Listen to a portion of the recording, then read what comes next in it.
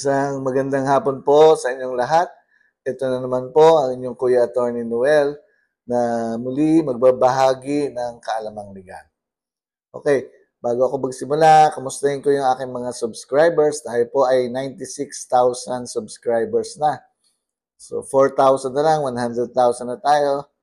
Magkakaroon na tayo ng souvenir sa YouTube ng silver button.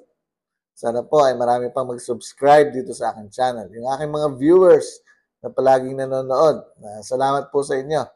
At yung mga bagong viewers, sana ay mawili na manood dito. Meron po kayong mapupulot na kahit konting kaalamang legal na pwede nyong magamit in the future. Opo. Okay, so ngayon, meron tayong panibagong topic pero ito ay yung maiba naman.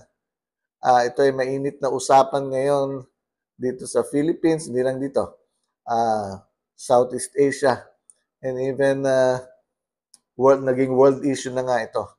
So, pag-uusapan po natin ito at alam kong, kasi ito ay para ring related sa ating mga naging previous videos, ating mga previous vlogs, kasi ito ay usapang teritoryo. Parang property rights din. Ano po? So, yan. Pag-usapan natin, bakit ba ipinaglalaban ng Philippines ang kanyang karapatan sa West Philippine Sea? May batayan ba? Pag-usapan po natin yan ngayon.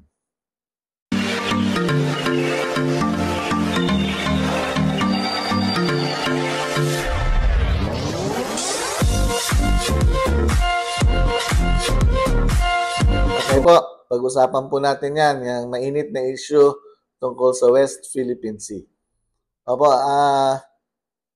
pipilitin natin na tayo maging objective sa pag-aaral o pagdidiscuss nitong subject matter na ito. Ako nga po ay nagpapahayag na dapat ang subject na ito, itong sa West Philippine Sea, ay hindi dapat nagiging issue sa politika, na kapag ikaw ay mayroong pinapaborang politiko, ganun ang pananaw mo. Kapag ikaw ay nandito naman sa kabila, ganun ang pananaw mo. Sa halip, ay ito dapat ay issue ng paninindigan natin bilang mga Pilipino. Okay, so umpisahan po natin. Bakit ba nagkiklaim ang Philippines sa West Philippine Sea? Meron bang batayan? Alam niyo po, nung araw, wala kasing batas yung bang sa batas ng dagat, paglalakbay, pamamalakaya sa dagat. Ito ay kaya napilitan ang United Nations na magpulong-pulong ang mga bansa upang bumuo ng batas para naman magkaroon ng limitasyon ang bawat bansa na mayroong dagat, o kagaya ng Philippines, we are surrounded by bodies of water. Malaman ang hangganan ng mga bansang mayroong dagat, napapalibutan ng dagat, o sa harapan meron dagat, sa dulo meron dagat, hanggang saan ang kanyang hangganan. So, nabuo yung UNCLOS of 1982. Yan pong UNCLOS of 1982, yan ay tinatawag na United Nations Convention on the Law of the Sea. Ang mahigit na 116 bansa ang nag-usap-usap dyan upang ma-define na at ma-determine na ang mga teritoryo ng bawat bansa na mayroong dagat. Okay, so ang ginawa dyan sa UNCLOS ay binigyan o na-awardan ang mga bansa na mayroong dagat.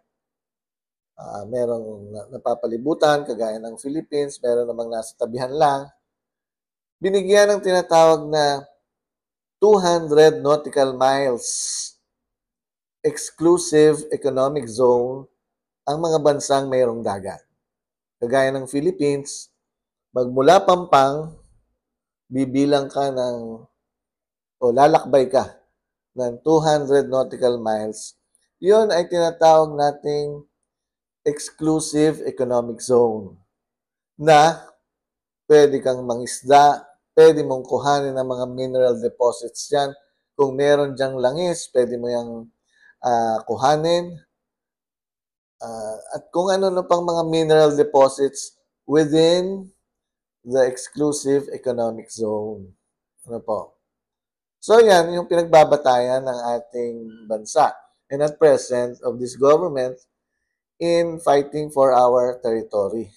Sapagkat ang China na isa rin na yung beneficiary ng tinatawag na exclusive economic zone, 200 nautical miles, ay sa halip na yun lamang ang kanilang kuhanin, ang gusto nilang kuhanin ay yung the entirety of the South China Sea.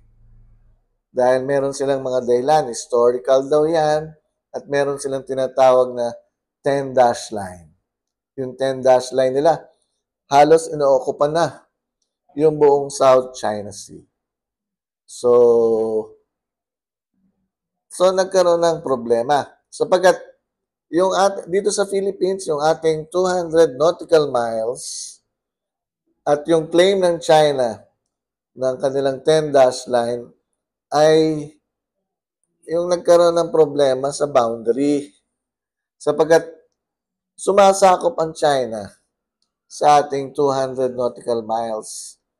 Pero sinasabi nila, dahil yun nga ang inilalaban nila, kanila daw ang South China Sea, kaya hindi nila pinapayagan ang mga Filipino fishermen para pumasok doon sa 200 nautical miles na ibinigay sa atin ng UNCLOS of 1982. Okay.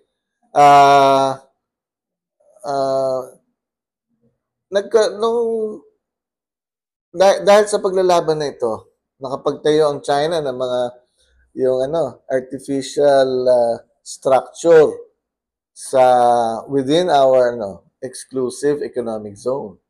Kaya